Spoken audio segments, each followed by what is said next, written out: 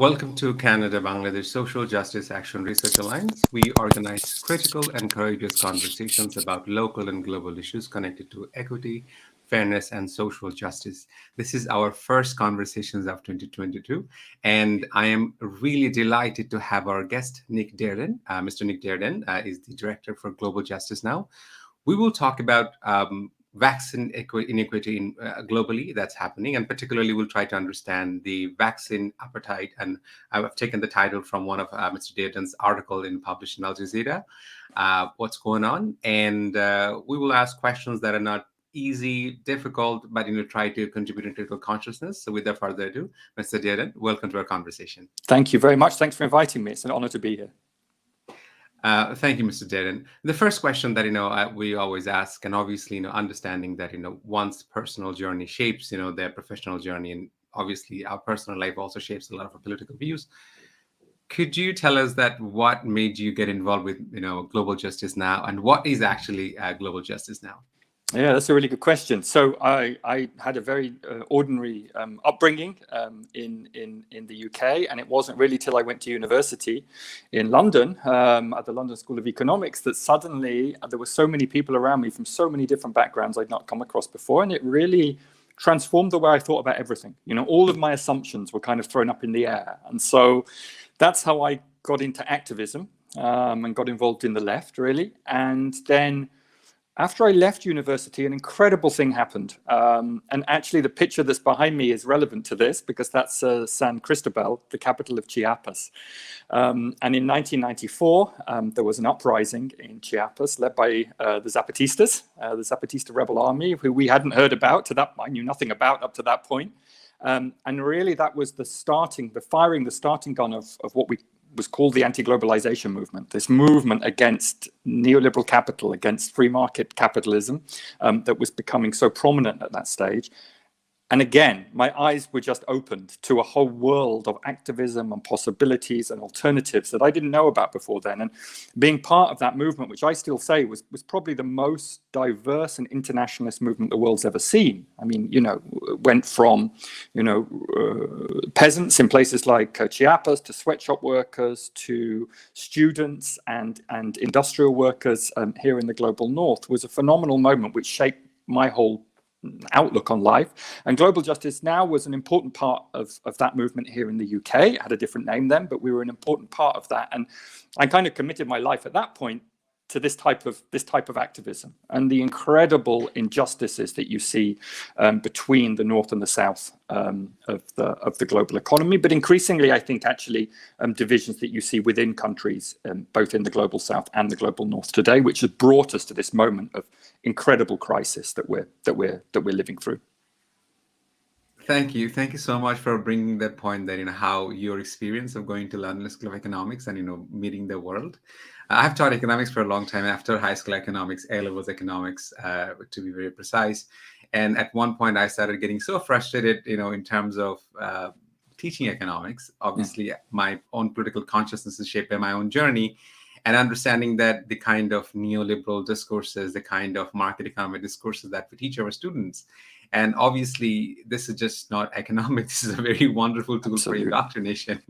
Absolutely. And it became this thing, right? It became this thing where they try to turn it into a science and pretend that if you just put, this technocratic idea of you can run the government as if you're running a science project, essentially, you put these inputs in and you get these outputs. And of course, it was complete nonsense. It removed any kind of political context from the decisions that you were making. Yeah, and particularly in graduate school, when I studied for the first time, understood, international monetary system, studied in the function of IMF, and studied, and then I don't know, in a conversation with world-renowned scholar, public intellectual Noam Chomsky, I asked, how are we to approach intellectuals like Milton Friedman, who would outright, blatantly deny the cruelty, colonial cruelty in amassing wealth, and obviously this is the people that we wouldn't dare to question, a figure like towering figure like Milton Friedman, right? I don't know. So how was do you think that, not before going to London School of Economics, because you studied in Britain, I'm assuming you have also done O-levels and A-levels. When did you start first realizing that education is a tool of indoctrination? It would be at university. It would certainly be at university. Not that my lecturers and professors were all they had a different array of views, of course, but it was going to university, and to some degree, it was less about the formal teaching and more about the other people I came across and met and talked to and discussed with, and the political parties that were active on campus and the campaign groups that were active on campus, that just gave me a completely different understanding. I had been brought up to that point with a set of just assumptions that this is how the world works. And all of a sudden, there were people questioning that at a very deep level. And your first reaction is a kind of defensive reaction. It's a kind of resistance to these ideas. No, that can't be the case. That simply is not what I've been told my whole life. And then gradually, you're like, I see. And when things become clearer, when your eyes open, you then realize that what you've learned up to that point is, to a degree, indoctrination. I mean, there's a certain truth to it, but it is one truth. It is one people's truth, and of course, it also, for the elite in the world, just happens to be in their own interests that people believe that this is how the world works, right? I mean, so all of that was a real process where I just became involved in all sorts of campaigns and thinking and reading that I'd never ever come across before. It had never been shown to me at school, and I was not, I didn't go to a particularly conservative school or anything like that, but it just hadn't been pointed out to me. Yeah. You moments ago when we were talking that you have some idea about Bangladesh, right? So could you tell us about your experience of your understanding of Bangladesh or working in Bangladesh? So there's a little NGO like us in Britain, a little campaign group called War on Want. It's existed since 1950. It was actually founded by some socialists, including Harold Wilson, who later became British Prime Minister. And it was founded as a way of trying to do aid differently, of saying, like, this, what we should be offering is solidarity, not charity, essentially. And they had for a long time supported groups in Bangladesh, particularly groups working with rural workers, groups working with sweatshop workers, and they've been supportive of the liberation struggle in Bangladesh too. Of course, we're commemorating the anniversary now, and so it was natural that it was actually the first place I went to in the global south. I'd never been to the global south before, and the first place I went to was Bangladesh, which was an eye-opener. And also, I'm sure Dhaka has changed a lot, but I mean, this was the 90s, the late 90s, early 2000s in Dhaka. I mean, it was a level of poverty I'd just never seen before. I'd never seen anything like it before. But it was also a level of political literacy and activism that I'd never come across before. I mean, that we could just turn up, and some of the trade unionists and organizers that we were with, that could organize a room of 1,000 people to come out and listen to these kind of ideas was, as well as of course thinking this poverty and disparity is horrendous, and particularly I must say the power of the big NGOs in Bangladesh, which it seemed to me just ran the state. I mean, which was some of the richest entities in the country, right? And that was shocking to me in itself. But also the idea, there was a little bit of envy too. This idea that you can organize in this society in a way that I had only read about in, Marx and Engels' description of what the Industrial Revolution was like in England in the 19th century. I mean, that's what it was. It brought that to life for me, and it was just a fascinating political education. And I remember coming back and just thinking how ridiculously sanitized my own society looked. I came back, I remember landing in London and just thinking, wow, this is everything is just so sanitized, and it's unreal in a way. It felt unreal to me all of a sudden. Yeah. I mean, absolutely. I live in Canada. Tell me about it. Yeah. So the first thing that, I know that Global Justice Now is very actively involved, vocal about, vaccine equity, particularly in Global South. And you have written a fantastic piece in Al Jazeera about, vaccine appetite. Could you tell our audience about the article that you have written, and also Global Justice Now's initiative in talking about vaccine equity? So we've been working on the problems of the pharmaceutical sector for over 5 years now, so from before COVID, because we already knew that the way that our medicines are produced today, they're produced by an industry which is deeply dysfunctional. Well, dysfunctional if you think the purpose of that industry should be creating life-saving drugs. If you think the purpose of that industry should be channeling public resources to the super wealthy in the world, it does a very good job of that. But most people think this industry is about producing the drugs and medicines that keep us healthy, right? And that fight off disease. It does that atrociously. It has become one of the most financialized industries in the world. I mean, much of the pharmaceutical industry doesn't even research drugs anymore. I mean, they leave that to the public sector. But what they do, and what they really make money off, is the patent system, the international patent system, which gives them monopolies over drugs, as I say, that they very often not even invented.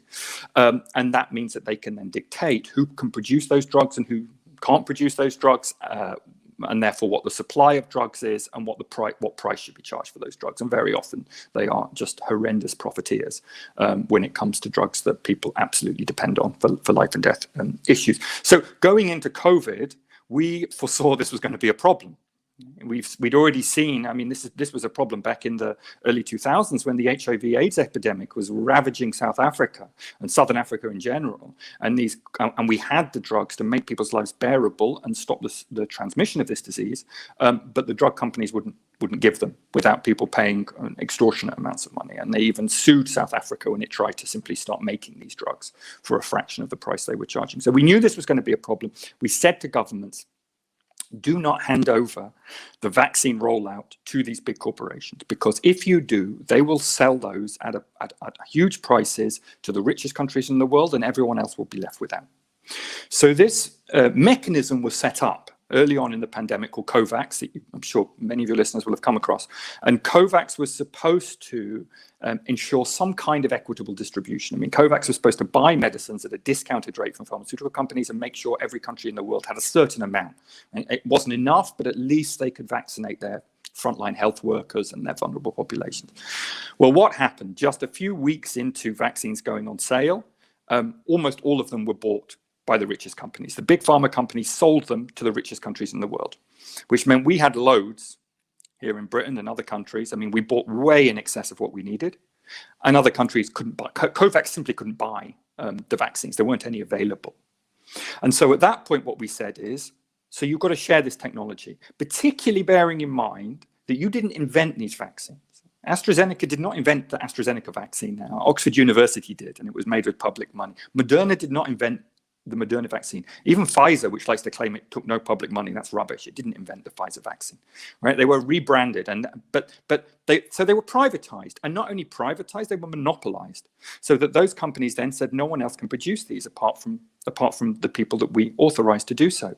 And we said this is nonsense. There are factories right around the world. Many global south countries, including Bangladesh, have good experience of producing vaccines. Okay, some of these technologies are new and would require some training, but it's not beyond countries around the world to produce this stuff, and we could be producing so many more, and we could then be distributing them fairly.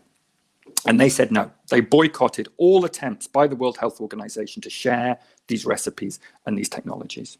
And they said to us, don't worry about it, because, sure, the world's an unfair place, and rich countries will get them first. That's just how it is. But don't worry, because in a few months, when we've all been vaccinated, the rest of the world can have their vaccines. And of course, it never happened. Never, ever happened, because then we needed third doses. And now some countries are getting fourth doses, and on and on and on. And countries like Britain are still buying the best vaccines on the market. They're still hoarding those vaccines, while in parts of, particularly parts of Africa today, but actually throughout the global south, I mean, there are some countries who've, virtually vaccinated nobody. I mean, there are still health workers in the world who haven't been vaccinated, and vulnerable populations who haven't been vaccinated. Well, I've had my third dose, and some people have had their fourth dose. It's an obscene level of inequality.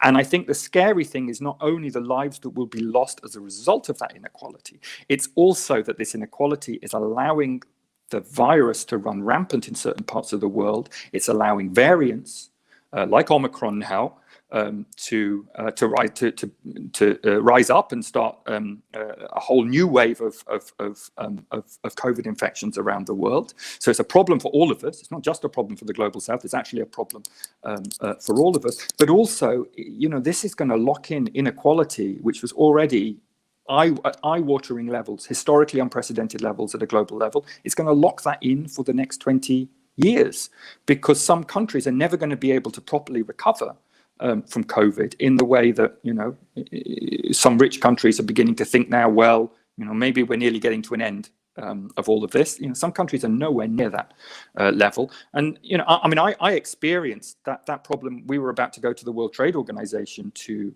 lobby for serious reform of the rules that hand these big pharmaceutical companies monopolies back in late November. Just before it was about to start, Omicron broke out.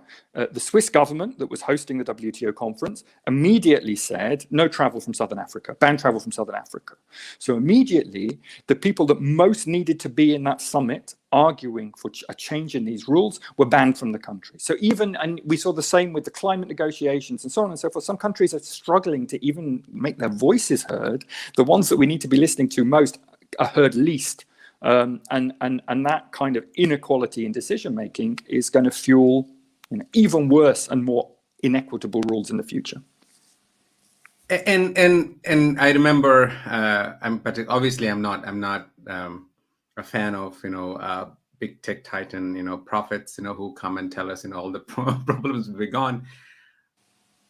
I couldn't wrap around my head when Bill Gates, when his opinion was, well, the global south does not have the kind of technology that is needed, and also his position on the intellectual property right is that if this, this is something not only as an educator, as a father, I try to understand that what am I going to teach my children or my students, trying to understand that these medicines, these drugs, they are researched, spending billions of dollars with our tax money, with general people's tax money, blood and toil.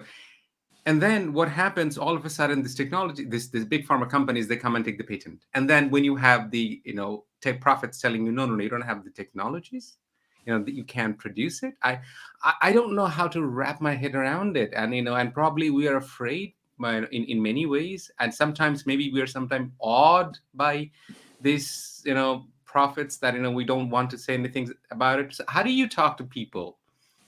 I think some of it's just brute power. It's just brute force. The TRIPS agreement, which is at the center, so the TRIPS agreement was one of the first agreements passed when the World Trade Organization was formed in the mid-90s, this high point of globalization when we believed that the market could solve every problem in the world if you just you know what I mean? Just let companies do what they want. They passed this agreement that basically said intellectual property is sacrosanct everywhere in the world. So if you own the patent, regardless of whether you invented it or not, you can buy the patent, but it's sacrosanct. And it's sacrosanct not just here in the West, it's sacrosanct in India, Bangladesh, South Africa, wherever. Right? So it made US-style patent laws sacrosanct around the world. And what that did was enormous damage to the pharmaceutical industries that had begun to be developed in southern countries. India at that time was the pharmacy of the developing world, but many other countries had fledgling pharmaceutical industries too. And what they used to do at that time was they would take the know-how that, as you say, had normally been invented by public sectors in the global north, and they kind of worked out how to make these things, and they just made them, and they made them for a fraction of the amount of money that they were being charged by big pharmaceutical companies. And actually this was not a problem for anyone really, because the pharmaceutical companies never factored in the profits they were going to make in these countries anyway. They were kind of irrelevant to the pharmaceutical industries, right? But anyway, in the mid-90s, they said, no, we're not having this anymore. This is theft. You're stealing from us. And so we will enforce anywhere in the world our patents whenever we can, because you're taking away from our already absolutely enormous profits. Now, this agreement was so obscene, and many countries fought about it, and they were picked off by the United States and so on. But now we've just come to kind of accept this is normal, right? This wasn't normal. This wasn't how international trade worked. In fact, one of the reasons that international trade can be important for southern countries is it introduces new technologies and know-how to their economies that they can learn from and leapfrog over. They don't have to spend 100 years getting to the point where they can just see how it's done, and this will begin to transform your economy. It's how China has developed. It's how South Korea developed. It's how we developed in Britain. We are denying that to the vast majority of the world, and essentially saying you will need to be dependent on us for the rest of time. That was the effect of TRIPS. Like one of the big global economy effects of disagreement was you will effectively have to rent. You will either have to do without this technology that's essential to building a modern society, or you have to rent it off us for the rest of time. Right? So it puts you immediately into this feudal relationship almost between the global north and the global south. And how does such a thing happen? I mean, it's just brute power. Just like 100, 200 years ago, I'm sure we would have sent some gunboats to ensure the rule that we wanted was followed. Well, now we can just do it in the WTO, and it's a lot easier. And Bill Gates, of course, is somebody who's made enormous profits off this intellectual property system. One of the staggering things I think about Gates is how is this guy, the richest guy in the world, more or less, the most powerful person when it comes to healthcare policy, global healthcare policy. I mean, who elected this guy to be in charge of global healthcare policy? Yet he is phenomenally powerful in telling countries right around the world how they should set up and run their healthcare systems. And of course, not surprising, he thinks the way that he made his money is going to be good for everybody because that's how people tend to see the world. Of course, no one wants to believe they were phenomenally lucky. They want to believe they got there through hard work and through a system. So he wants to implement that patent system everywhere and everything's going to be fine. He is, from what we can tell, in the negotiations in Oxford University, when it invented its vaccine, initially said this should be a patent-free vaccine. It's available for everybody in the world who wants to produce it and can do so safely. And then the Gates Foundation brokered this deal with AstraZeneca, where they basically, from what we can tell, said, this is just nonsense. You're never going to be able to produce it in this way. Hand it over to this company, and they will be able to get the shots out. So it played a fundamental role at a critical time of the pandemic in preventing us from being able to use one of the vaccines as a true, what we would call a people's vaccine, patent-free. You just share it, help train people up in factories around the world and allow them to produce. And that would have meant that factories around the world would not be lying idle when they could have been producing vaccines that countries desperately need. And speaking about, when you were mentioning about, if it were just a few hundred years ago, I was thinking, particularly the part of the world I come from, born and raised, is that the Britain literally stole the technology, the technologies of the textile, literally deindustrialized the part of the world I am from. Yeah. And they have the whole industrial revolution that started, the industrial revolution in Britain's part, was done based on colonial cruelty. That's right. Based on theft. Absolutely. I mean, Bengal was one of the most prosperous parts of the world, right? Its textile industry was world famous. Yeah. And Britain came in and said, we'll learn how to do that. Now you stop doing it. You're not allowed to do it anymore. You just give us the cotton and we will turn it into something valuable. Extraordinary. And it's not just that. I actually think, we have a government here which is particularly fond of looking back to the middle of the 19th century. I mean, Boris Johnson and his cronies, seem to think they've woken up in the middle of the 19th century and they're running an empire. And the British Empire was run on this free market idea, which we had never followed ourselves. But we forced other countries to follow because it was in our interest to do that. And you look at what that produced in terms of, well, you will know. I mean, the Bengal famines, from in the 19th century and the 20th century, where basically it wasn't there was no food.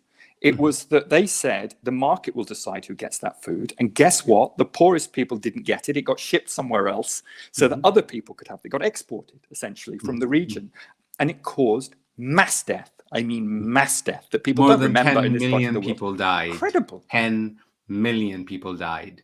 And when I researched, I get a bit, obviously I don't, this is obviously history and my ancestors, is that there is almost 10-mile long, archive documents that you have in UK, in London, not in Bangladesh, not in India, that, the documents that mothers would drown their children in well because they couldn't put up with the pain of hungry children's cry.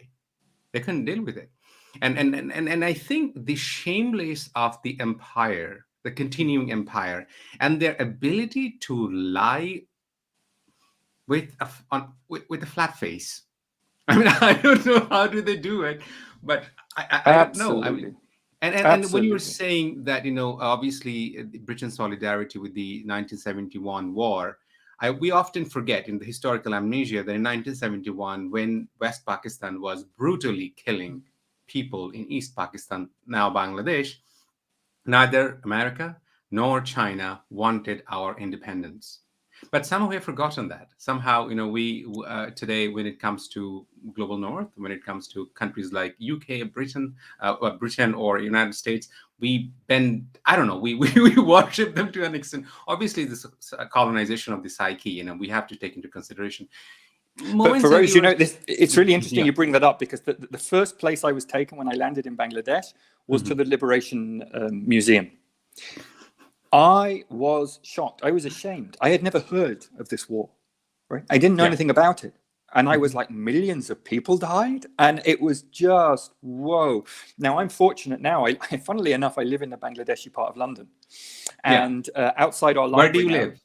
in Whitechapel, Oh Tower yeah, yeah. I've Hamlets. been to Yeah. Whitechapel. Yeah. Yeah. So outside the library here on our high street, there's lots of pictures at the moment commemorating the Liberation War. So if I was living here now, I would know about it. But, it's not, it is erased from the Western memory.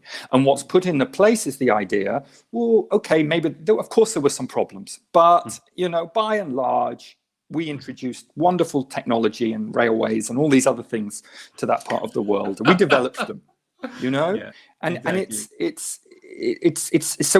and that's a political process in itself. That didn't happen by accident. Mhm. That's a political project to Mhm. indoctrinate a population to believe this. Mhm. Now, in terms of understanding again the vaccine and the Mm. big pharma, and let's say, I don't know how to phrase it. I read a paper that talked about a concept called philanthro-industrial complex. Like, for example, Mm. let's say you want to go and influence the health policy of a country like India. Mm. If there, let's say, a big NGO like Gates Foundation goes there and talks to the government of India, saying like, okay, I'm going to give you X million dollar for doing this, yada yada yada. So obviously, Indian government is going to feel obliged, and or any country. So once you enter a country through the gates of philanthropy, you're you already have a seat at the table. Yeah. And then you just not only have a seat at the table, you dictate the policy of that country. So, in terms of vaccine, in terms of philanthropies or big corporations and their wing, not for profit, or for the world humanity, how are we to understand that what's happening now in the midst of a devastating pandemic, that the vaccine apartheid that's happening, and thank you, for putting it that way in the article, really it serves the purpose. Um, could you speak that what are some of your worst fears when it comes to countries in global south if the big pharma continues to dictate how the vaccines are distributed and produced? Certainly. So for this pandemic, I think, unless we can wrest this intellectual property off them or invent, I mean, many countries are inventing their own vaccines, or they're trying to at the moment. There are some quite exciting possibilities there as well, that we may have other vaccines that we can use. But unless we can do that, that essentially you're going to have a safe part of the world and an unsafe part of the world in terms of COVID. And you can only begin to imagine, I mean, the world we live in is already separated so strongly into North and South. I mean, who is allowed to travel in the world and not travel in the world? It's if you're from a rich country, you pretty much have free movement around the world. If you're from a poor country, it's extremely difficult for you to travel. You're kind of imprisoned in your poverty. Now, imagine you add COVID into that. And governments have a kind of rationale that they can get their populations behind in terms of, well, these are dangerous countries where there's a virus spreading. We're okay here. You can imagine that kind of thing, but you also need to imagine, you're right, it goes much, much deeper. I mean, actually, the countries that don't have the vaccines tend to be countries that have extremely weak health systems already, that cannot protect people. I mean, for me, it's fine. I was, here at home working. Okay, it's not the nicest thing in the world, but I'm able to do it because the government spent phenomenal amounts of money, essentially allowing us to do that for a period of time. Many governments can't do that. People have no livelihood. It's simply not possible for them to live in that way. So, people either die or their economy is just completely ruined, and it's pretty bad to begin with. And you imagine the devastation year after year after year of having this kind of economy which is ravaged by disease, essentially. We saw it already with HIV, and so my worry is that the world becomes even more two-tier, even more of a kind of global apartheid than it already is. But it gets even worse than that, because look, this isn't going to be the last pandemic we face. This pandemic, we don't know exactly where it came from, but there's certainly a lot of good theories that environmental breakdown and degradation is creating the pandemics of tomorrow, whether it created this one or not. If we look at another pandemic in 10 years' time, how are we going to get out of that one? How are we going to deal with that one? Look at the way that big pharmaceutical companies are already completely disinterested in investing in medicines that are needed, life-saving medicines that are needed by many southern countries in the world. They're also very disinterested, because there's little profit to be made in investing in new antibiotics. Antibiotics underlies our entire medical establishment, yet we are already becoming increasingly resistant to them. Part of the reason for that is they're used in industrial agriculture, but part of the reason is we could have new antibiotics now, but no one's invested in them. So, which is crazy, right? Our entire medical knowledge is being threatened by the fact that we have put all of this faith in a bunch of corporations who really have no interest in our healthcare whatsoever. They have no interest in us being healthy. Let's be clear about that. So these major decisions over life and death, and what's researched and what's not researched, and what's developed and what's not developed, is being taken by companies that are really more like hedge funds than research units today. And that makes me deeply fearful for the future of healthcare around the world. It makes me fearful for my own healthcare, never mind healthcare in countries that are going to be systematically excluded from anything that we do manage to invent and develop and research, that we need to live healthy lives. And really, I think it's just one example of, we have a global economy which is monopolistic. For many years, people like me have talked about the free market, right? And I think it's maybe that's not a helpful term, because I think a lot of people think, well, the market it's a nice place where I go and buy my fruit and vegetables or whatever, there's no problem with the market.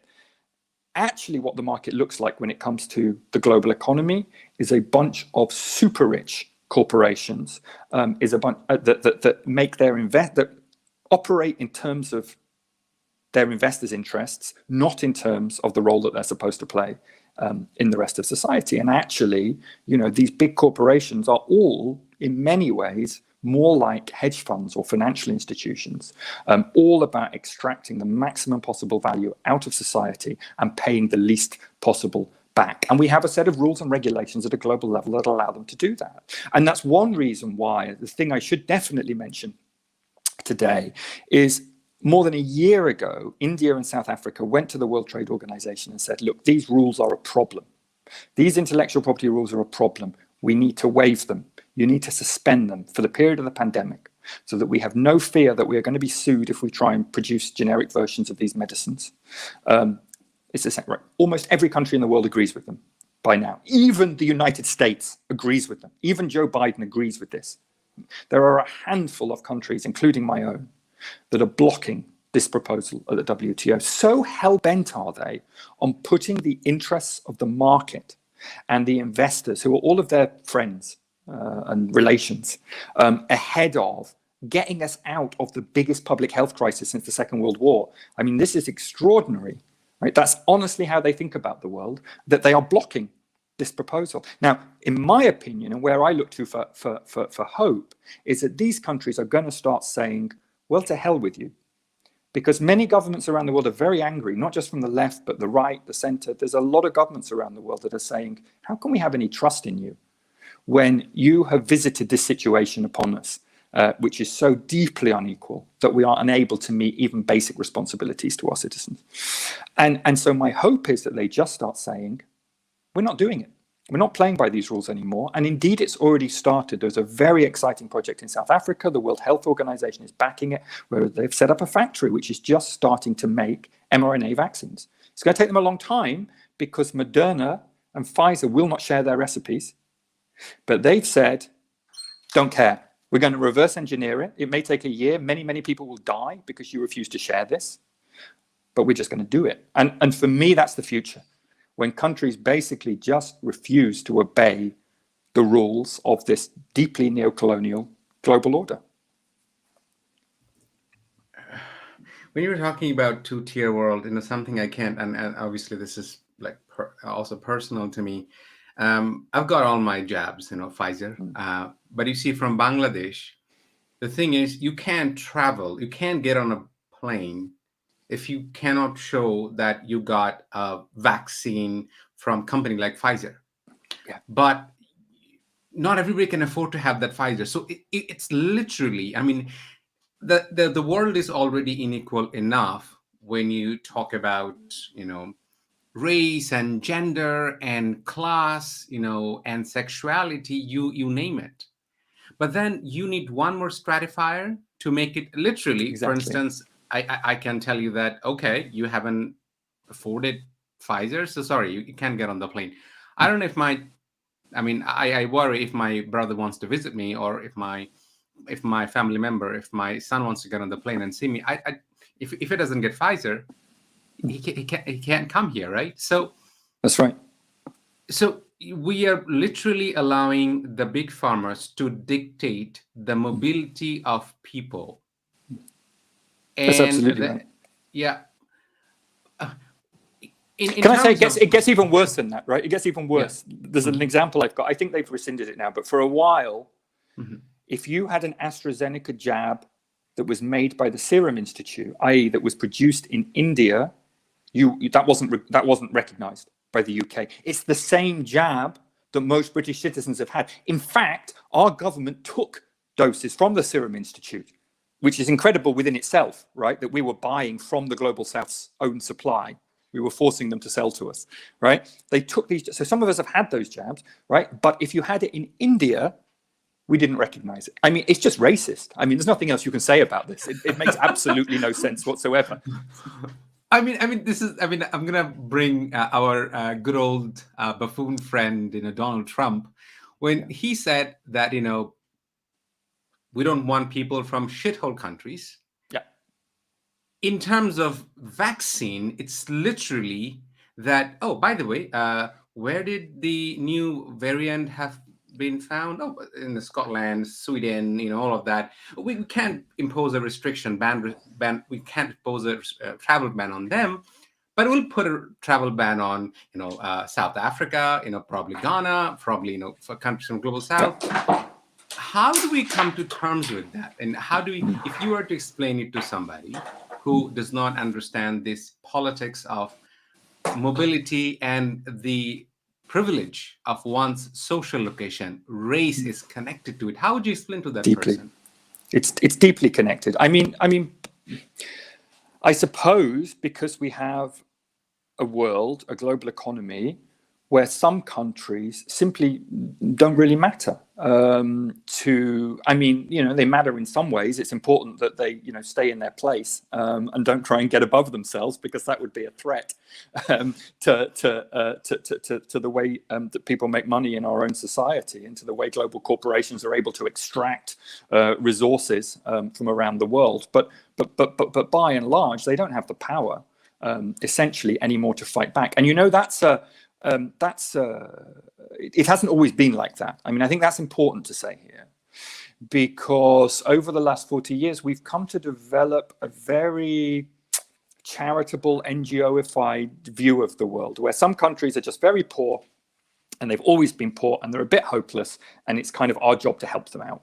Right. That's their fault to be poor. And I'm sure it's their fault. They just can't get it together. Right. There's just corruption and incompetence running rife, and they just can't get it together. So we better help. And we had nothing to do with it. We had nothing to do with it. Of course we had nothing. Well, we're helpful. We're trying to help. Right. So there's this kind of view, and that I think, is again part of a political project of erasing the memory, even for many people in those countries, I have to say, of what happened in the post-war period, of the liberation struggles. You think back to the 1970s, where you had a strong non-aligned movement, like countries who said, we're not in the US's camp, we're not in the Soviet camp, we're going to do our own thing for our own benefit. We're going to develop our own societies, and that means we need different rules. In the mid-70s, they put forward the new international economic order. At the UN General Assembly, it was passed in 1975. This was the policy of the UN, and it basically said we want a completely different international economy. It talked about the problem of big finance and big corporations before they were anything like the problem they are today. And what was the response of particularly Reagan in the US and Thatcher in Britain and the neoliberals to all of this? Will spark a debt crisis, right? And so, those countries were suddenly unable to, they found themselves that this debt crisis was triggered, a lot of money was lent and it was called in, and interest rates were ramped up. And for 2 decades, these countries struggled to make ends meet. They were, and their economic policy was dictated from Washington, D.C. by the IMF and the World Bank, who said, you'll cut back on this, you'll cut back on all your social services, you'll privatize everything, you'll liberalize your economies, because that benefits us. That benefits our economy. And it was sold as if it was going to benefit them. Of course, it didn't benefit them. So, the health crisis we see today, actually, in many countries, is worse than it would have been 40 years ago, when those countries were actually making an attempt to begin developing the kind of welfare states and social services and so on that we enjoy in this part of the world. And that deep inequality was almost hard baked in. I talk a lot about the Ethiopian famine, because that was the real moment at which this idea was, these images were put in people's minds of what a mess these countries are in. Oh my God, we better put our hands in our pocket and help them out a little bit. No discussion of, as you say, the politics and the colonial relationships and whatever that had got us to that point, and erased the most incredible struggles, most incredible governments, sometimes leaders and so on, that had come to power in those countries and tried to do things differently. And I think that's we've really got to remind people of that, I think. And as I say, not just people here, people in Africa, Asia, and Latin America, for whom that history has also been to some degree erased, and who therefore, what happens when you erase that history? Well, you start thinking of yourself in that way. You start thinking of yourself as a charity case, essentially deserving of pity, as opposed to a victim of the most gross political injustice. I think of, again, this is very anecdotal, is that in my early 20s, I had the opportunity of working with a lot of incredibly good-hearted, people from the global north who would go to Bangladesh. And obviously they did not tell me that, I am superior to you. But my own feeling is that growing up in a small village in Bangladesh, coming from a very agrarian rural community, is that when I would work with, let's say, another 20-year-old, just because they have come from UK or they have come from Australia, I would somehow think them to be way superior to me. Yeah. And obviously, I was not in a position to examine my own subjectivity. I was not in a position to understand, the colonization of my own psyche, is that basically, why do I think in a certain way? So one of the things that I have started doing, I've started organizing conversations where we inform our young generation, youth, is that, I'll give a very, easy example, naive example. Not naive, it's a very good example. Is that, so there was a physicist, very notable physicist, a professor at the University of Dhaka, who worked in close collaboration with Einstein. Today, you look at, let's say things like Bose-Einstein statistics, Bose-Einstein's condensation. There are so many scientific, areas that it starts with. You see the word BOSE, obviously it's anglicized, pronounced in that way. I will tell you that, and I'm telling you this from experience, teaching for over 2 decades. And I teach, and now I teach here at, in university system in Canada. But when I was back in Bangladesh, I taught, in high school system. I don't think that our student would recognize, oh, this is our very own physicist from University of Dhaka. So I quote this from Milan Kundera, who talks, who gave a very beautiful example, is that the struggle between man and power is the struggle between memory and forgetfulness. So if you can erase the history, then automatically we'll think, no, it's not possible for me. Because I mean, and I often quote Carter G. Woodson, from the United States, who has written that when the blacks go to school, what do they read in the textbooks? If it is philosopher, it's Socrates. If it is a genius, it's Einstein. If it is a mathematician, it's Newton, right? So we couldn't possibly be that great. So knowledge is not an innocent thing. It's deeply political. So the question that where we are, residing in terms of pharma, is that and that big pharma, and Vandana Shiva has written about it before the COVID started. In her book, she talked about, and I want us to discuss about it, is that the convergence of biotechnology, financial technology, and information and communication technology is concentrating the power of the global elite to an unprecedented level. Now think about global, the pharma, right? The big pharmas, when they are developing medicine, particularly mRNA, imagine that to what extent they have used very advanced technologies like artificial intelligence, big data, and so on and so forth. Now, when the biotechnology and financial technology and the information and communication technology merges together, we see the emergence of techno-colonialism, where we are in a perpetual relationship that any problem comes, we are incapable of understanding, fathoming what is happening. Hence, we helplessly and hopelessly rely on the masters of the global north. Yeah. A very bitter question, and I mean, both you and I subscribe to the ideologies of political left, and there is no bones about it. What are some of the failures of the left, global left, in order to raising critical consciousness that you feel at the stage of your life right now, that where our youth, our youngsters, don't get dazzled by what's that English expression, that headlight in the deer looks at the Yes, headlight. yes, the rabbit in Yeah, the headlight. Yes. yeah, you Yes. can. Yeah. So our youngsters, when they think about Elon Musk's or the who Yes. I'm not going to mention the name because of algorithmic punishment.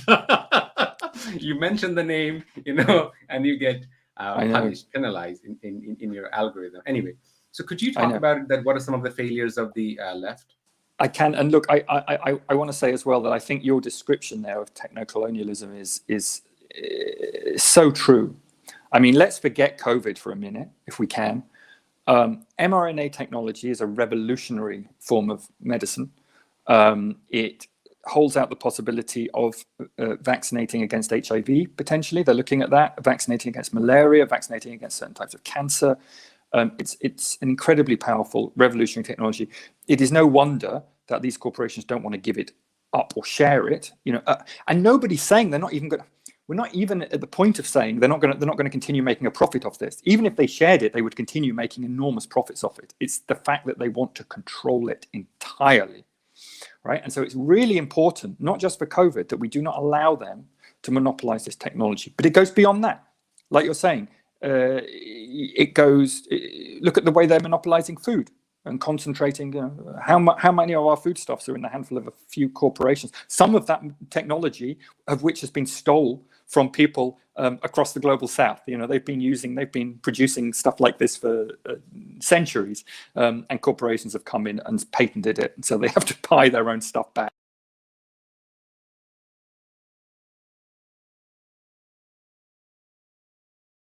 I think we have just lost Nick. I'm hoping that he is going to join us in a bit.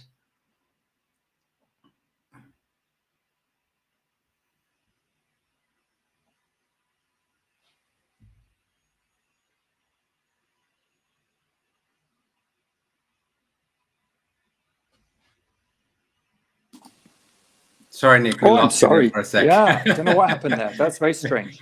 Yeah, sorry Yeah. about that. So just to say, yeah, you're right. And look, this is a major, like, it's not just about COVID. We can't go on with this kind of corporate rule that's embedded in these intellectual property. Like, we need a whole different system of it. And how do we get young people there? Well, that's a really good question. And I've got to say, I am feeling somewhat optimistic. I mean, we definitely have a new generation here in Britain, which is far more interested in, racism, in, what they call decolonization of the mind and the university courses and all that kind of thing. What I think my job is to move that discussion so it's not just about your identity here in this society. It's about how you confront a deeply racist and colonial global economy.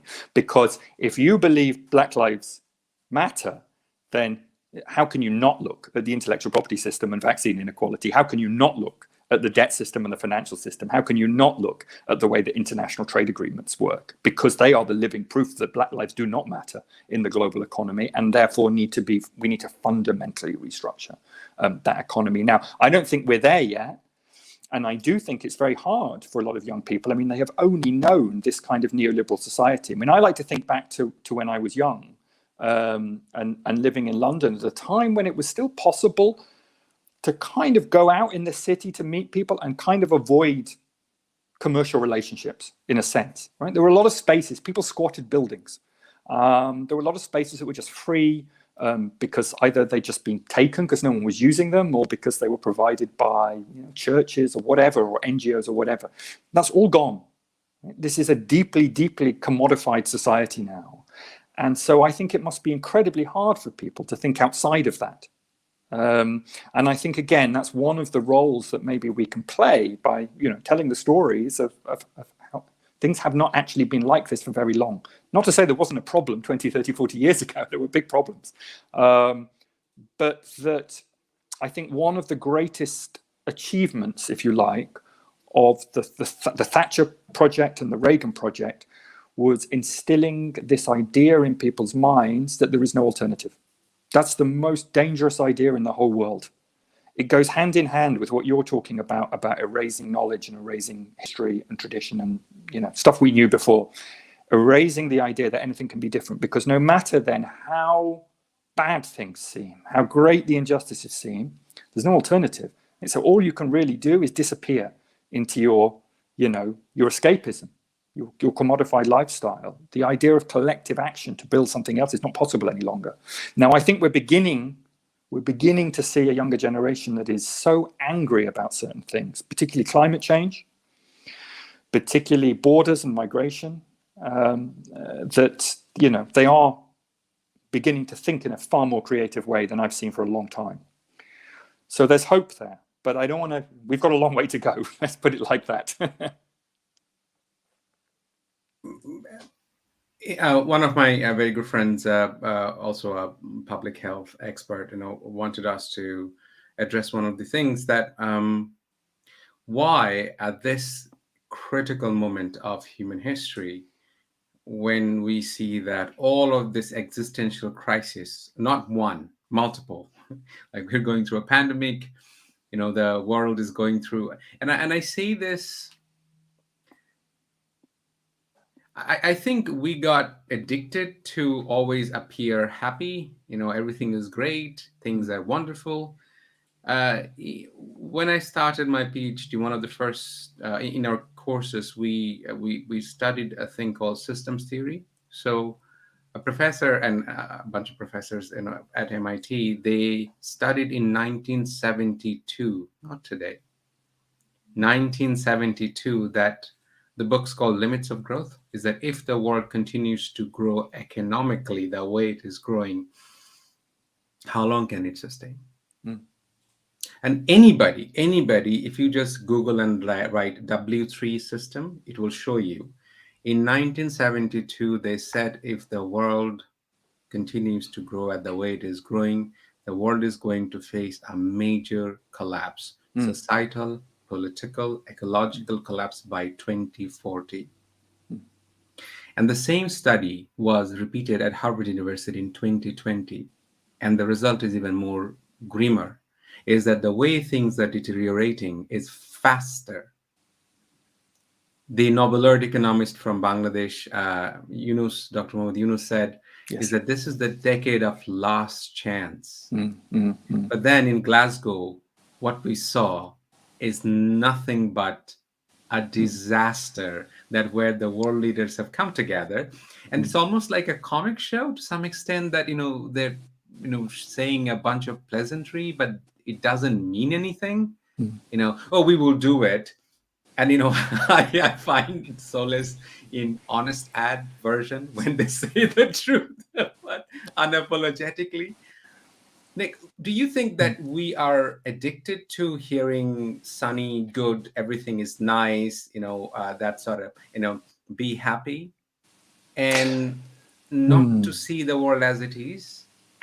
I mean, I do, but I don't want to go too far down the road, because I also think that, frankly, things are so frightening sometimes, if you look into them, that you lose your ability to actually do anything about it, right? I mean, even I do.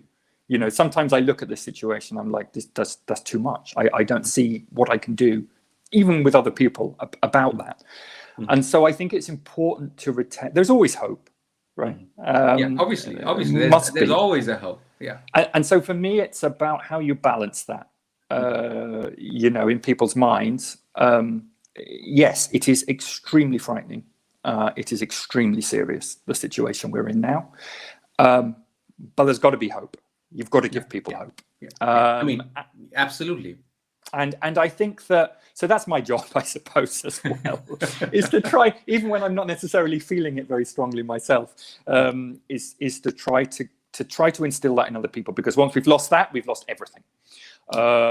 So I like the old Gramsci overused, but pessimism of the intellect and optimism of the will. We have to, and look, I mean, I was up in Glasgow, and for me it was really interesting, because while I think you're completely right, obviously what they agreed to is so ridiculously inadequate. I do think we saw some moves. And one of the moves we saw was the people on the street, the young people on the street, were not it was not like in Paris or Copenhagen, where people were talking still about the lifestyle changes you've got to make. You recycle more. Fine. No, it's not enough. We need a fundamental system change, and people got that in Glasgow. People got it. People got it to the point where even very Thatcherite free market politicians, like our Chancellor of the Exchequer, Rishi Sunak, had to talk about rewiring the global economy. Right, rewiring the global financial system. Now, he's no intention of doing that. I mean, what he was announcing was nonsense, right? But the fact he has to use that language, the fact that Bolsonaro has to pretend that he loves the Amazon rainforest and is doing everything he can to save it. I mean, he's a climate denier, right? The guy's insane, and he's a climate denier. But he has to use that. Now, that's different from what we've seen at previous conferences. So, look, I'm not pretending we're there. Of course, we're not. But I do think we saw a shift in how people felt about this. Maybe just because I'm living in Britain, I particularly noticed it, but it was a shift that gave me some degree of hope. And I think if you look at people around the world and what they're saying about climate change now, it's fundamentally different to what it was 10, 15, 20 years ago. And so, and I think this, by the way, I think the same about the vaccines. So in a country which is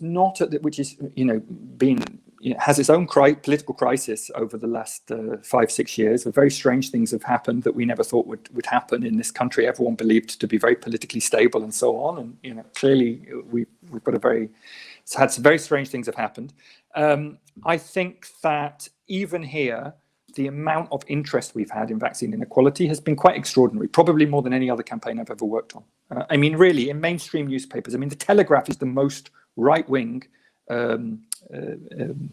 serious newspaper, if you like, non-tabloid newspaper in this country.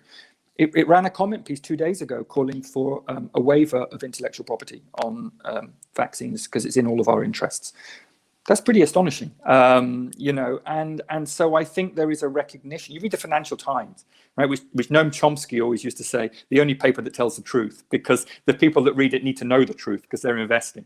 So you read the Financial Times, it often reads like a social democratic newspaper now because it recognizes that even if you want to preserve as much of this system as possible, you cannot simply allow rapacious profit making to go on unregulated and unchecked. And I think even to some degree, Biden gets that, right? In America, I mean, my government doesn't get it, but Biden gets it in America to some small degree, right? Nowhere near enough, and it's very cynical and whatever, but to some small degree, even if you want to preserve the status quo, you need radical change at this moment.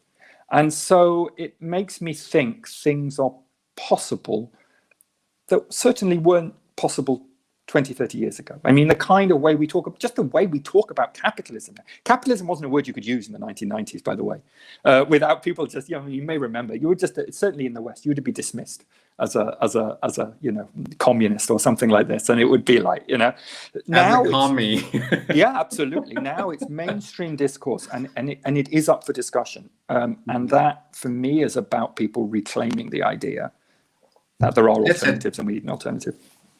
Let's address something very hard, and also let's remember our good old friend Andrew Wakefield from your country. So here it is. Four African nations have cases of polio linked to the vaccine. As numbers show, there are more children being paralyzed by viruses originating in vaccine than in the wild. Associated Press 2019. Gloria, thank you for asking this question, and I really respect, you know, your question. And then I'm sorry if that sounds that I'm. So my doctoral research looks into disinformation and how disinformation creates communal violence, sectarianism. Yeah. And also I try to look into it, that the psychology behind it. What you just said moments ago, we don't have reasons to trust Big Pharma. Because, you know, if anything, if the evidence of, you know, history, you know, how they have treated the lives, do you have reasons to believe countries, powerful countries in the global north, our colonial masters? No, we don't have any reasons to believe that. And in my research, I have found out that the history, the trust, the public trust in governments, in public institutions, the bodies of knowledge producer who have been historically considered to be the sources of truth, is historic low. Yeah, I can believe that. As much as we want to deny them that, okay, you know, these are people who have dedicated their life to study virology, study vaccine, but what they're saying is true. But it is also true that these are the institutions that have let down people. These are the institutions that have lied to people for a very, very long time. I often quote this essay by Chomsky, that The Roles of the Intellectuals, published in 1967, is that, you know, some people have time and liberty and luxury to read from morning to evening, to think things through. That's the only thing that you do. But then many academics, you know, have lied about history, you know, in plain face. So Andrew Wakefield, a medical doctor from the UK, has written a paper that was subsequently, what's that English word? That you withdraw something from a published journal? Rescinded, or rescinded, you know, and the journal is very, Lancet. They have said, you know, the study was false. And then obviously there's a whole documentary on Andrew Wakefield's, you know, idea of vaccines linked to polio. And now, you know, Andrew Wakefield in the United States now, and there are a lot of people who are, you know, Andrew Wakefield worshipper. But the consequences of one damn paper that has got rescinded later, it has been disowned by the scientific community, that this is BS. But imagine the damage that has done. What are we to do, Nick, you think, is that in moments like this, is that there's a Buddhist concept called enlightened pessimism. So it's like you never lose hope, but you also develop the courage in your heart to look at what it is. If you don't know the depth of these difficulties that we are at the moment, we don't think we can, muster the courage to bring changes. Mm. So I support enlightened pessimism. Is that I see human folly, human condition, that how awfully human beings are. We can be ignorant and downright Very arrogant. much, very much. Uh, um, I don't know. And sometimes we forget that we're just recently evolved monkeys in suits. We All right, forget yeah, that. good way of putting it. Yeah. So how do you think that, in terms of recovering trust? Yeah, and this is very difficult actually, because I think it's not surprising that people are skeptical of governments, pharmaceutical companies, and other institutions in us, and look at how they behave. But at the same time, it doesn't mean there's no truth. There is truth, and so we need to try and educate ourselves and learn what's true and what's not. I think you have to be very, very careful about chasing after conspiracies. Yes. Which make, and I know they're very popular at the moment, which make the whole world appear like there are people meeting in a secret room in order to like trick us and kid us all and make us ill. And I mean, you don't need to believe in that kind of stuff, to be perfectly honest, because you just look at the way the world economy works, and it's pretty obvious that people are all of the big institutions and corporations and whatever that are so dominant in the world are absolutely about ripping us off and trying to make money out of it. But it doesn't mean that doesn't necessarily mean that every product that is produced in the world economy is produced to make us sick or ill, or I mean, if we believe that, we would use nothing in society. So I think you've got to look at the science, you've got to look at the evidence, and I think the science and the evidence. I mean, I've been working on this for 2 years now, and what I've read is, of course, there can be some very rare reactions to the vaccine, just as there can to all manner of medicines. And anything, to be very honest. Anything. Yeah. You take the contraceptive pill, or you take anything, right? Mm. There are going to, I mean, walking out in the street it can be dangerous, right? So of course, but really, when you look at the weight of the evidence, it's absolutely clear that vaccinated societies are faring much, much better than unvaccinated societies in terms of transmission of the disease, but particularly in terms of people going into hospital and people dying. Much, much better. And so, like, let's not let's not lose sight of the fact that these vaccines, the reason I'm campaigning for these vaccines to be a public good is not because I believe that they're going to damage people. Far from it. It's because I believe that everyone has a right to these vaccines, because I think it's going to help people live, essentially, and it's going to help us get to the end of this pandemic. And I think if you look at where some of these conspiracy theories come from, I mean, they're obviously generated by social media. Some of them come by various governments, but look at who benefits from them. I mean, look at all the conspiracy theories around Donald Trump in the United States that he was perpetuating himself. Whether they came from Russia or wherever else they came, they were clearly attempts to destabilize America as a country. Now, I am also. And it was wildly successful. It was wildly successful. I'm also interested in big change in America, but I'm not interested in people who are basically neo-fascists coming to power and sowing discord and division in society, that I think will make things far worse and make us far less able to deal with the problems that we have in the world.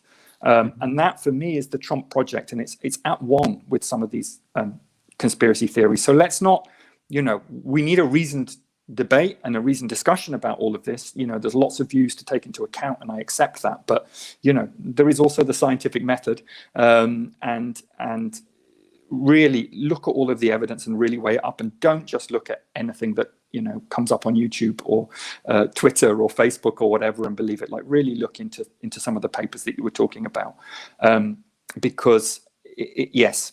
We're in serious. I mean, look what happened. It was the same thing happened with HIV and AIDS, actually, with people denying the existence of HIV didn't lead to AIDS and so on. And I've honestly seen how that conspiracy has caused death and has caused suffering, because people took it and believed it, and they got very, very ill. So. Yeah, we've got to be wary of this kind of stuff. I mean, the South African president, his denial that no, I mean, you can have garlic, and you can, Yeah. that's not a problem. And when Trump said that chloroquine will cure COVID, people died. Of course. People died. Of course. And I mean, but he was talking about putting bleach into your veins at one point. I mean, God, the guy's insane, right? So, like, clearly, this is not somebody you should trust in yeah, any way. In terms of creating a kind of better society or a healthy society, or even just your own individual health and well-being. Like, don't listen to people like this. They have an interest. They have a real interest. They are trying to grasp power. And the only way that people like that can grasp power in societies like ours is if people are if people's minds are in disarray, if they can sow doubt and confusion about absolutely everything. Yeah, I mean, I've read a book, and I also had a conversation with Professor Dr. Lee McIntyre. He has written a book called "How to Talk to a Science Denier." And in my conversation with him, he was telling that people may call Trump stupid, but I think he's a genius. Yeah. Because by appearing stupid, by appearing somebody as buffoon, as buffoonery in a certain way, the way he has garnered attention.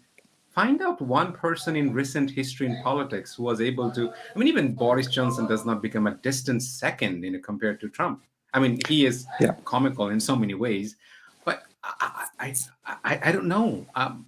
But also, Nick, I think in terms of understanding people's situation about vaccine hesitancy, which is very high in many countries. For example, in Canada, 9 out of 10 people have been exposed to disinformation. This year, 22, is going to be the first time in the history of humanity that people will be exposed to more wrong information, misinformation, than the true information in the developed nations, G7 countries. That include the UK, that includes Canada, that includes America.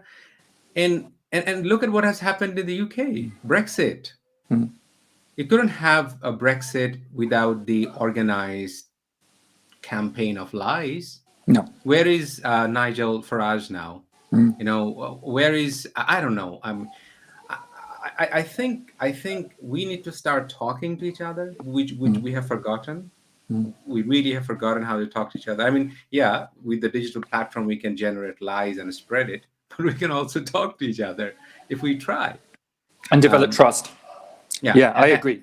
And try and see where people are coming from. And it's not always easy, because sometimes you think, well, that's a really wacky idea and it's dangerous. And, the temptation, especially with social media, when you're not face to face with someone, is to essentially shout, use capital letters or whatever, because you get so angry because everything's so, depersonalized.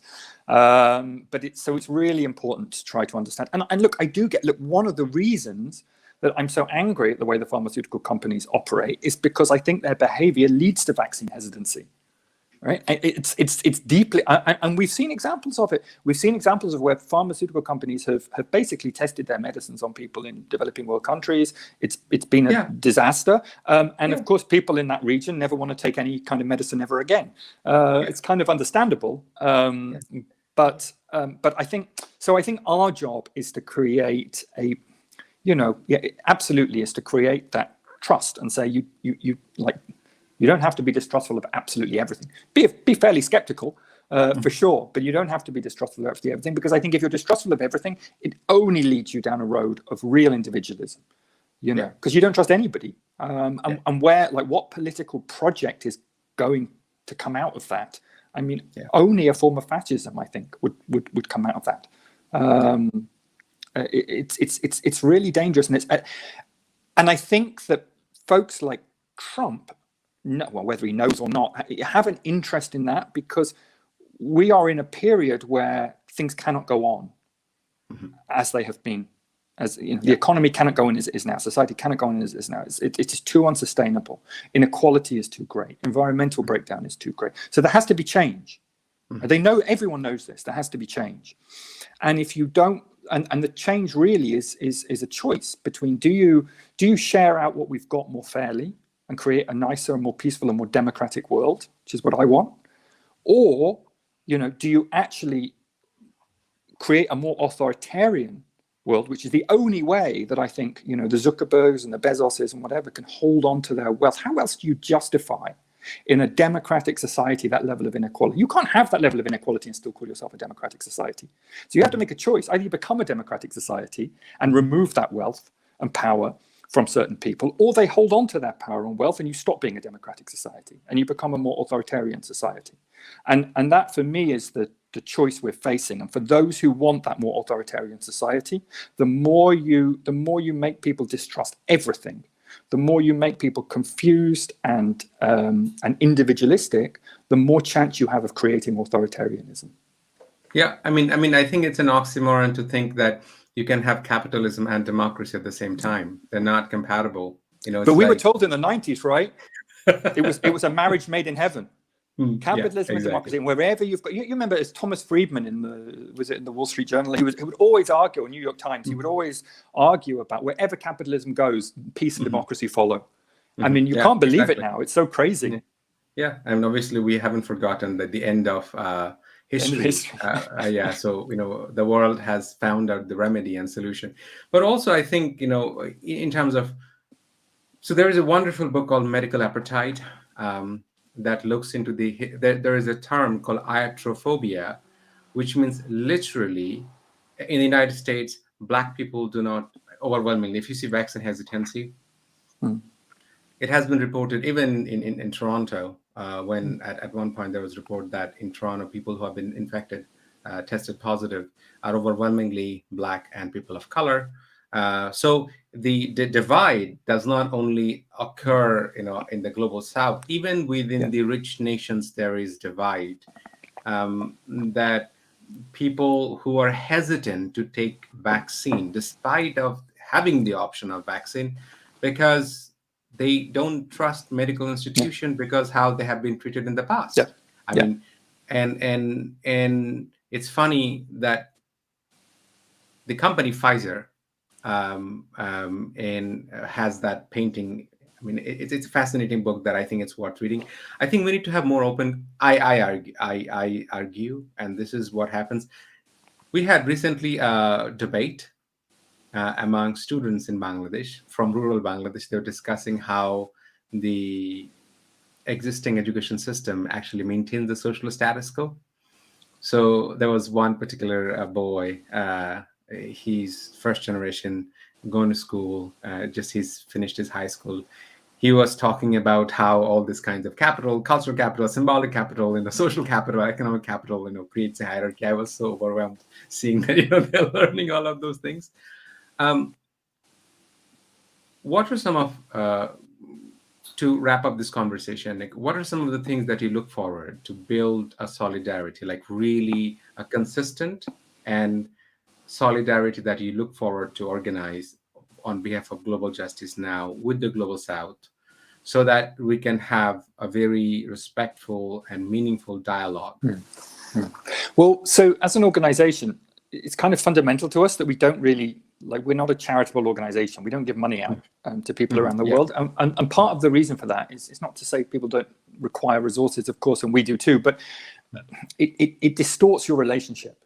As soon as money becomes involved, it distorts your relationship. What you were saying earlier really struck me, because I'd almost blanked this memory out. But when I went to Dhaka, I remember going to a rural community just on the outskirts of Dhaka. I was young, in my 20s. And exactly that attitude that you spoke about was extended to, even though we weren't really that kind of organization. I remember going to this village and we were sitting on stools. They put stools out for us. And all the old people in the village were sitting around on the ground. Yeah. I felt so deeply uncomfortable. It was kind of awful, and I didn't really know what to do. But it creates that dynamic. Okay, this is the whole endurification of the world creates this dynamic, and I think that's what we've got to get out of and start practicing and thinking about what a genuine solidarity looks like. And that's not always easy, right? Because if you're just an ordinary person living in the UK, what does solidarity really mean with people in Bangladesh, other than if there's an emergency or something, I will give some money, or what else does it mean? And I don't think that's an easy question to answer, to be perfectly honest. After working 25 years in this, it's still not easy. But what we try to do is to ensure that we promote voices and form relationships with people in that part of the world and people here. So they're hearing directly, they're personified, they see people as people, equal to themselves, and they listen. And, I think you can only really do it. You can't really do that on an individual level. You can only do that through a movement. You can only do that through a mediated kind of, we are together in this as a movement. And we do that based on the campaigns that we run. So when it comes to vaccine inequality, we've really tried to do what we can to create an international movement where we're hearing, discussing, debating with people from right across the world. And we've got some, just fabulous campaigners and activists from South Africa, from India, from many different countries of Latin America, from Ethiopia, who we're just regularly in touch with. And some of our activists actually are regularly in touch with too. And so we're trying to take our lead on an issue that most directly affects those people from those people themselves. So rather than saying we know best, of course we've got our own ideas, but rather than saying we know best, well, you know what's most needed in this situation. How can we support you? And because we live in a country which is in many ways, in the belly of the beast. I mean, we live in a deeply colonial country, which is having a disastrous impact on the rest of the world, both through our government's actions, but also through the actions of corporations that are based here. We know that we have more leverage, more political capital over those institutions and politicians than do the people that we're expressing solidarity with. So for us, it's in those campaigns, it's in holding the British government to account, challenging it, forcing it to change its mind, forcing corporations to stop doing damage, that we can express that solidarity with people in the global south. But not, to try at no point should we forget that these victories aren't just our victories. They are victories that are created by that movement. And unless, for me, I've always viewed real, long-term, radical change in the world as coming from the global south. It has to come from the global south. It has to come from those who are experiencing the biggest problems with this global economy. That's how change has always happened in the world. Votes for women, where it came from women. Votes for working people, it came from the working class. Change in South Africa, an anti-apartheid movement came from South Africans fighting apartheid, and we were in solidarity with them. So my view is that's where change will come from. It will come from the global south. And until we get to a point where people feel empowered enough to force that change in their own countries, and we can express solidarity with that, we're not going to see that change. So it's very important for me, this kind of dynamic. And it's not always obvious, I think, for an individual just living in our society, but hopefully through joining movements and campaigning and getting active in organizations, like, doesn't have to be mine, but like mine, you can begin to have those. One of the things, by the way, which this interview brings up for me is I think we're not always as good as we should be in engaging the diaspora communities in our work. I mean, not that we don't sometimes try, but it's not, we tend to still be, I think it's changing a little bit, but if I'm honest and self-critical, we tend to still be fairly white organizations doing this work. And obviously that's a problem in a society like ours, which is quite diverse. And we've got to get better at that. Yeah, and particularly I have read reports that in Britain right now, the worst hit group because of COVID are Bengali diaspora, worst hit group. So obviously understanding that, okay, so Bengali diaspora coming in, what are the social locations? And I've been to Whitechapel, I've been to Brick Lane, and it gave me a kind of understanding I don't think I would have if, I only read about them. So absolutely. And I invite us to have more consistent future dialogues where, dialogues generate further, action, critical conversation, and, form critical consciousness. I don't think we can hope for a meaningful change if we are not able to change here. That's where the war goes on. And I don't know, it took me a long time to learn to respect myself as not to be arrogant, but to the fact that, I'm a living, thinking, breathing consciousness. So my social location or my life does not essentially dictate whether I should always feel inferior when I talk to anybody. That's really important, really important. And believe me, our ruling class in this country is particularly good at making people feel like that, right? So even seriously, how do we have... Love you for saying that, Nick. Thank you so much. so many working class people in this country following Boris Johnson and Nigel Farage, which are the epitome of our elite, the epitome of our elite, because that's how they expect politicians to look and behave. And I can only imagine what that's like for people who've been colonized by these idiots over many years. Yeah. We replicate the behavior, if I'm bluntly honest. Yeah. We replicate the behavior, and in decolonizing mind, belief, practices are a very, very difficult thing. So, we have to be at it. I want to end our conversation today, with this positive note, is that I'm sure that, obviously I'll be able to tell you how our students use this conversation, and also how they engage in this in their dialogue, in their debate, when organized debate. Um, I am seeing meaningful changes in rural Bangladesh, people who are so marginalized. And I will share some of those with you personally. And I would love to collaborate with Global Justice now. We would love to collaborate, Canada Bangladesh Social Justice Action Research Alliance, and also the Rural Voices of Bangladesh, so that, we can hear people's voice. Nick, it was an absolute pleasure talking to you, and I look forward to having future conversations with you. Thank you so much. Honored to be on your show. Thank you. And thank you, audience, for being with us. That's all from us for today. Nick, can you just hold for a second?